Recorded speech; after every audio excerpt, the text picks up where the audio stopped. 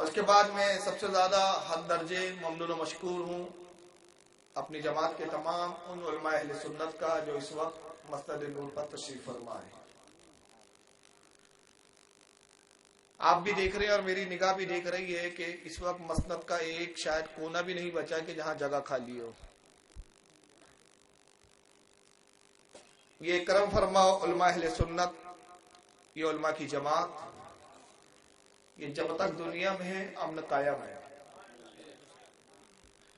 میں ان کی فضیلت کے بارے میں صرف ایک حدیث عرض کرنا چاہتا ہوں تاکہ آپ اپنے علماء کی قدر کریں۔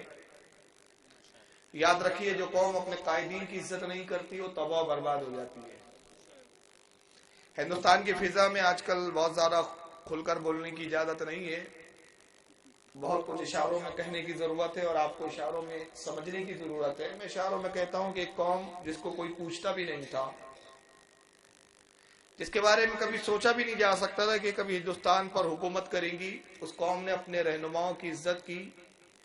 وہ رہنما جو ہمالیوں کی چوٹیوں پر گندے سندے بالوں میں مٹی بھرے کئی برسوں نہاتے نہیں تھے، اس قوم نے اپنے انہی رہنماؤں کو ہمالیہ کی چوٹی سے اتار کر زمین پہ سونے کی کرسی پہ بٹھایا۔ آج وہ قوم حکومت کرتے ہوئے نظر آ رہی ہے۔ اگر دنیا میں اقتدار چاہیے تو اپنے رہنماؤں کی عزت کرنا ضروری ہے، اور اس کو ہمیں سیکھنا پڑے گا کہ جماعت علماء کی جس کو ہم سمجھتے ہیں یہ ہمارے اب امام نہیں رہ گئے، غلام ہو گئے ہیں۔ میں اس لیے عرض کر رہا ہوں کہ ہو سکتا ہے یہاں وہ حالات نہ ہو، اور اللہ کرے کہ لکھنؤ میں وہ حالات نہ ہو، لیکن میں ابھی مراد آباد 5 دن جلسہ کر کے آیا ہوں، اور اس کے بعد کل میں امروہہ میں تھا۔ مسلسل جو جلسے ہوئے وہاں علماء کے جو حالات میں نے معلوم کیے تو مجھے بڑا افسوس ہوا۔ 5,000 اور 6,000 تنخواہیں ہوتی ہیں اماموں کی، اور ہم سمجھتے ہیں کہ 5,000 امام کو دے کر ہم بہت بڑا احسان کر رہے ہیں، اور اس 5,000 دینے کے بعد بھی اتنا دباؤ اور اتنا پریشر کہ ہم اپنے گھر کے نوکر کو تو ایک بار کی چھٹی دیتے لیکن امام کے لیے کوئی چھٹی نہیں ہے، کوئی رعایت نہیں ہے۔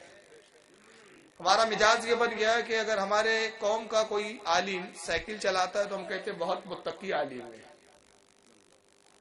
یہ ہماری سوچ ہے۔ سائیکل چلا رہا ہے، لباس پھٹا ہوا ہے، پیوند لگا ہے اگر، تو کہتے ہیں بہت متقی عالم ہے، بڑے پرہیزگار عالم ہے۔ مگر اسی عالم کے پاس اگر ہونڈا گاڑی آ جائے تو پوری قوم حسد میں مبتلا ہو جاتی ہے اور کہتی ہے ارے ملا کے پاس پیسہ کہاں سے آ رہا ہے۔ میں عرض کرنا چاہتا ہوں جو قوم اپنے رہنماؤں کو خوشحال دیکھنا نہ برداشت کر سکے وہ قوم کیسے فلاح پا سکتی ہے؟ کیا آپ نے اس قوم کو نہیں دیکھا جو اپنے رہنما کو پادری اور بشپ اور پاپ کہہ کے پکارتے ہیں؟ کیا ان کے لباس پہ کبھی غور کیا؟ یہ الگ بات ہے کہ عالم دین خود عاجزی کے طور پر کم درجے کا لباس پہنیں گے، اس کی عاجزی ہے، مگر آپ کا خیال رکھنا آپ کی ذمہ داری ہے، اس کا خیال رکھنا آپ کی ذمہ داری ہے۔ یہ تو ہوتا تھا کہ آقا صلی اللہ تعالی وسلم سادہ لباس پہنتے تھے، مگر صحابہ کرام تو لاکھوں اور ہزاروں کے نذرانے بارگاہ رسالت میں تو پیش کر دیتے تھے نا۔ یہ مرضی مصطفیٰ پر ہوتا تھا کہ دل چاہا تو قبول فرما لیتے تھے، ورنہ واپس کر دیا جاتا تھا، کہہ دیا جاتا تھا ہمیں اس کی حاجت نہیں ہے۔ لیکن صحابہ نے اپنی ذمہ داری تو سمجھی۔ تو وہ قوم جو اپنے رہنما کو پادر، فادر اور نہ جانے کیا کیا کہتی ہے، اس کا جو لباس ہوتا ہے نا، میں نے دیکھا ہے، ملا ہے کچھ پادریوں سے میرے تعلقات قائم ہوئے، مطلب دوستانہ نہیں، کچھ بحث و مباحثے کے حوالوں سے، اور نہ آپ سوچ رہے ہیں کوئی عیسائی سے ان کا دوستانہ تو نہیں ہے، نہیں دوستانہ نہیں، مباحثے مناظرے بھی ہوئے میرے کچھ عیسائیوں سے ناگپور میں۔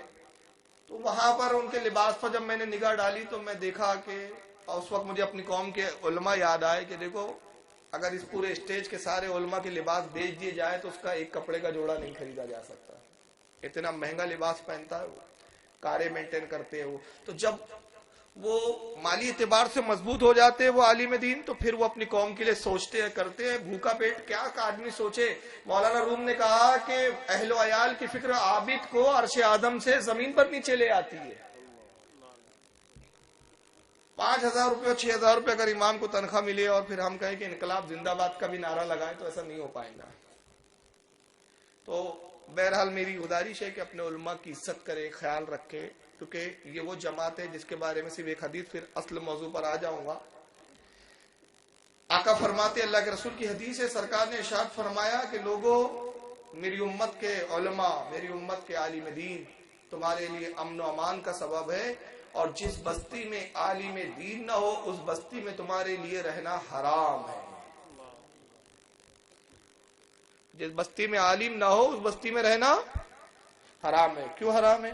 हराम इसलिए, सीधी सी बात है, आलिम दीन नहीं होगा, आप हिदायत किससे लेंगे, दीन किससे सीखोगे, शरीयत किससे जानोगे, नतीजा क्या होगा, गुमराहियत की तरफ चले जाओगे। तो अगर हिदायत पर रहना है, शरीयत को समझना है, शरीयत पर अमल करना है, तो उलमा ही होते हैं जो रहनुमाई करते हैं।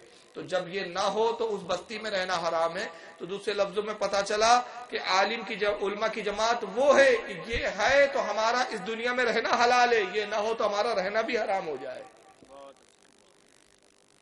तो मैं अपनी इन तमाम उलमा का दिल की गहराइयों के साथ शुक्र अदा करता हूँ, इनका एहसानमंद हूँ कि अपने कीमती औकात में से आज के जलसे के लिए कुछ घड़ियां दी इन्होंने। अल्लाह ताला इनकी बरकतों से मुझे भी आप सबको मुस्तफिज फरमाए, और इन तमाम उलमा की उम्रों में, इल्म में, रिस्क में खैर व बरकत अता